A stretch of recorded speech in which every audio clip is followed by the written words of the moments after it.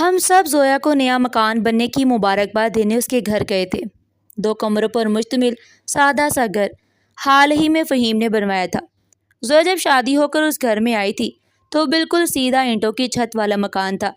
12 سال جیسے تیسے کر کے زویا نے اس گھر میں گزارے۔ اب جب فہیم کے ہاتھ میں پیسہ آیا تو اس نے اس کو نئے سرے سے تعمیر کروایا۔ میں نے جو بات نوٹ کی وہ حیرت انگیز تھی۔ زویا مجھے خوش نظر نہیں آ رہی تھی، وہ عجیب عجیب سی باتیں کر رہی تھی۔ کہنے لگی سیما میرے لیے دعا کرنا، میں زندہ نہیں رہوں گی۔ مجھے بڑا دھچکا لگا یہ بات سن کر کہ زویا تم ایسی باتیں کیوں کر رہی ہو؟ ایسی دعا منہ سے نکالنے سے پہلے کچھ اپنے بچوں کے بارے میں ہی سوچ لو۔ خبردار جب ایسی بات کی۔ سیما تمہیں اندازہ نہیں ہے کہ میں کیسے درد بھری زندگی گزاری ہوں۔ مجھے ان دردوں سے نجات ملے، اللہ میری زندگی میں کوئی خوشی دے۔ میں تنگ آ گئی ہوں ایسی زندگی سے۔ یہ جو دل ہے نا، اس نے اپنا ہاتھ سینے کے بائیں طرف رکھ کر کہا، بڑا درد ہے یہاں، درد کے بوجھ تلے دب کیا ہے، اب یہ ختم ہی ہونے والا ہے، پھر مجھے نجات مل جائے گی اور دوسروں کو خوشیاں۔ یہ کہتی وہ زور زور سے ہنسنے لگی اور ہنستے ہنستے اس کی آنکھوں سے آنسو بھی نکلے۔ اپنی انگلیوں کی پوروں سے آنسو پوچھ کر کہنے لگی، یہ آنسو نہیں ہے سیما، میرے ارمانوں کا خون ہے جو آنسو کی شکل میں بہہ رہا ہے۔ کیسا درد تھا اس کی آنکھوں میں اپنے لفظوں میں بیان نہیں کر سکتی۔ سیما یہ گھر میرے لیے نہیں بنا، نہ ہی اسے میرے لیے بنایا گیا تھا۔ یہ تو بس وہ پھر خاموش ہو گئی۔ میری زندگی کے اب تھوڑے ہی دن باقی ہیں۔ سچ کہا تھا زویا نے کہ اس کی زندگی کے بس تھوڑے ہی دن باقی تھے۔ وہ چند دنوں میں اتنی بیمار ہوئی کہ اسے ہاسپٹل میں ایڈمٹ کیا گیا۔ اسے کینسر ہو گیا، مگر جب تک اس کے ٹیسٹ وغیرہ ہوئے بہت دیر ہو گئی۔ بیماری اپنی آخری سٹیج پر تھی اور وہ چند ہفتوں میں ہی اپنے تمام دکھوں سے نجات پا گئی۔ اپنے بچوں کو بلکتا چھوڑ کر وہ اپنے آخری سفر پر روانہ ہو گئی۔ پتہ نہیں کیسا دکھ تھا جو اس نے اپنے اندر رکھا ہوا تھا۔ زویا کی موت کا 21واں دن تھا کہ فاطمہ پھوپھی کی زبانی یہ پتہ چلا کہ فہیم شادی کرنا چاہتا ہے، اور وہ بھی زوبی سے۔ یہ بات سن کر میں حیران رہ گئی۔ پورے خاندان میں باتیں ہو رہی تھی کہ کیسا شوہر ہے، بیوی اس کے 40ویں تک بھی صبر نہ کر سکا اور شادی کی خواہش بھی کی تو اپنی سالی سے۔ یہی غم بیچاری زویا کو کھایا جا رہا تھا۔ لوگ طرح طرح کی باتیں کر رہے تھے، مگر حقیقت کیا تھی کسے معلوم؟ کوئی زوبی کی تعریفیں کر رہا تھا، کتنی بڑی قربانی دے رہی ہے، اتنا اچھا گھر اور جوان منگیتر چھوڑ کر بہن اپنے بہن کے بچوں کی خاطر اپنے بہنوئی سے شادی کر رہی ہے۔ یہی بات جب میں نے زوبی کی بڑی بھابھی سے کی تو وہ کہنے لگی، کوئی قربانی نہیں دے رہی بلکہ اپنی بہن زویا کو قربان کیا ہے اس بدبخت نے۔ اسی کا درد اور غم زویا کو کھا گیا۔ اس نے صرف مجھے اپنی دکھی داستان سنائی تھی، اپنے دل کا بوجھ وہ مجھے بتا کر ہلکا کرتی تھی۔ پھر زویا کی بھابھی نے مجھے زویا کے بارے میں ایک ایسی بات بتائی جسے سن کر میرے پیروں تلے سے زمین نکل گئی۔ میں جب رخصت ہو کر فہیم کے گھر آئی تو اپنے ساتھ بہت سے خواب آنکھوں میں سجا کر آئی تھی۔ ہر لڑکی کی طرح میری بھی خواہش تھی کہ میرا اپنا گھر ہو جس پر صرف اور صرف میری حکومت ہو، جان نچھاور کرنے والا شوہر ہو جو میری ہر خواہش آنکھیں بند کر کے پوری کرے، جو مجھے نگری نگری گھمائے، مجھ پر کوئی روک ٹوک نہ ہو۔ میرے سارے خواب پورے ہوئے، مگر صرف تھوڑے عرصے کے لیے۔ جب مجھے آسمان سے زمین پر پٹخا گیا میں ریزہ ریزہ ہو گئی۔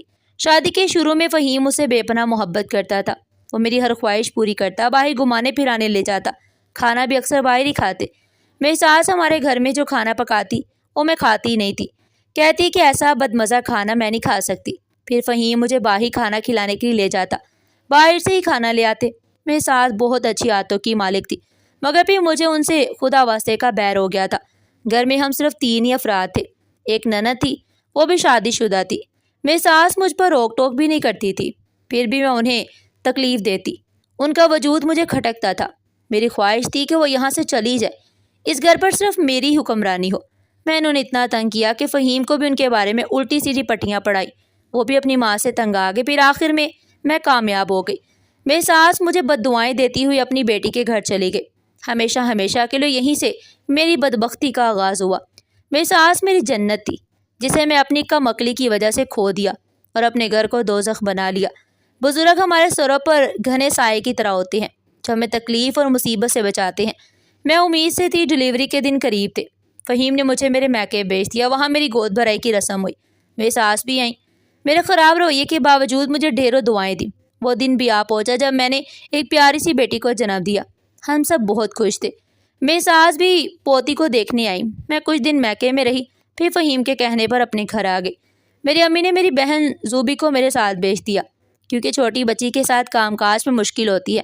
زوبی میرا بھی خیال رکھتی، میری بیٹی کے کپڑے وغیرہ دھوتی اور گھر کے چھوٹے بڑے کام بھی کرتی۔ مجھے معلوم ہی نہیں تھا کہ میں نے اپنے پیروں پر خود کلہاڑی ماری ہے۔ زوبی 16 سال کی تھی۔ یہ عمر نوخیز کلی سے گلاب بننے کی عمر ہوتی ہے۔ اس عمر میں عام سی عام لڑکی بھی بہار کی طرح لگتی ہے۔ زوبی تو پھر بھی حسین تھی۔ زوبی کو دلہن کی طرح بننے سنورنے کا بہت شوق تھا اور وہ اکثر میرے جہیز کے کپڑے پہنتی اور بن سنور کر آئینے کے سامنے کھڑی رہتی اور خود کو دیکھتی رہتی، میرے بالوں میں پراندے ڈالتی۔ میں اسے منع نہیں کرتی تھی کہ وہ برا نہ مان جائے، بچی ہے اپنے شوق پورے کر رہی ہے۔ میری سوچ بس یہی تھی، مجھے کیا پتا تھا کہ وہ کیا گل کھلا رہی ہے۔ میری موجودگی میں وہ فہیم سے ہنس کر مذاق کرتی، اسے باتیں کرتی، مگر پتہ نہیں کب شیطان نے ان دونوں کو اپنے شکنجے میں جکڑ لیا۔ وہ دونوں اس شیطانی کھیل میں مصروف ہو گئے، مجھے پتہ ہی نہیں چلا۔ پھر جب امی اسے لینے آئیں، وہ اداس تھی اور امی کے ساتھ چلی گئی۔ پھر بھی وہ ہفتے میں 1 یا 2 دن کے لیے آ جاتی۔ میں پھر امید سے ہوئی تو فہیم نے مجھے زوبی کو بلانے کے لیے کہا۔ وہ یہاں ہوگی تو تمہارا بھی خیال کرے گی اور ہماری بیٹی کا بھی۔ تم پریگننٹ ہو، گھر کے کام وغیرہ کر کے تھک جاتی ہو۔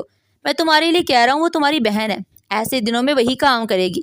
پھر میں نے زوبی کو بلا لیا، مگر اب ان کی حد سے بڑی ہوئی بے تکلفی مجھے سمجھ آ گئی تھی۔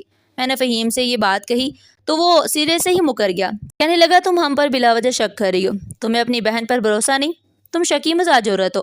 پھر جب میں نے زوبی کو واپس بھیجنے کا فیصلہ کیا تو وہ بھڑک اٹھا، کہنے لگا زوبی یہی رہے گی جب تک تم بچہ پیدا نہیں کر لیتی۔ میں نے کہا بھی کہ میں اپنے کام کاج خود ہی کر لوں گی، مجھے کسی کی مدد کی ضرورت نہیں۔ دوسرے دن میں نے اپنے بھائی کو بلا کر زوبی کو واپس بھیج دیا۔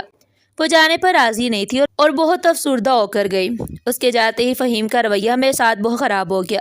1 ہفتہ زوبی کے بغیر اس نے جیسے تیسے گزارا کر لیا۔ پھر اس نے زبردستی مجھے زوبی کو فون کر کے بلانے کا کہا۔ میں نے انکار کیا تو وہ مجھے مارنے لگا۔ میری حالت اس کی مار برداشت کرنے کے قابل نہیں تھی، اس لیے نہایت مجبوری میں نے زوبی کو بلا لیا۔ وہ یہاں آ کر بہت خوش تھی اور فہیم بھی اس کے آنے پر بہت خوش تھا۔ ناخوش اگر کوئی تھی تو صرف میں تھی۔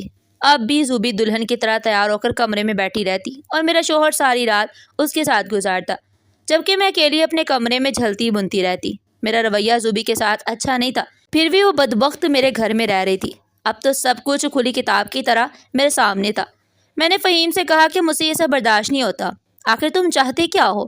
تم میری بہن کے ساتھ اتنے بے تکلف کیوں ہو؟ جیسے میں تمہاری بیوی نہیں بلکہ وہ تمہاری بیوی ہو۔